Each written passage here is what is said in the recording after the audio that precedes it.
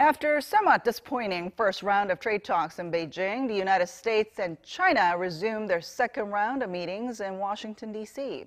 Amid a more amicable atmosphere ushered in by President Trump's decision to allow Chinese telecom firms to trade in the U.S., could there be a more positive outcome to the trade talks this time around?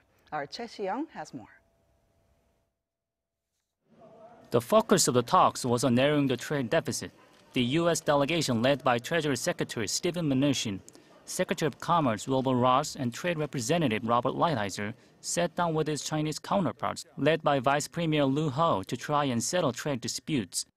At the meeting, the U.S. demanded China reduce its trade surplus by $200 billion by 2020.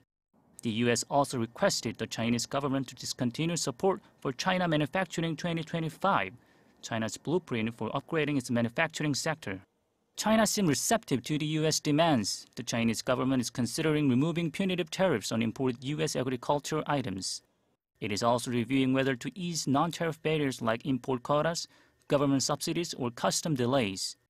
Such moves come in response to President Trump's surprising decision to lift the ban on Chinese telecommunications firms doing business in the United States. Adding to the positive outlook on the negotiations is the reduced role of hawkish White House trade advisor and harsh China critic Peter Navarro. He is participating in the discussions at the negotiating table, but is not officially on the U.S. representative list. He was on the official delegation at the first round of trade talks in Beijing.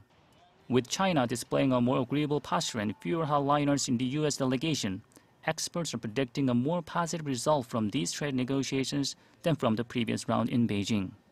Choi Si-young, Arirang News.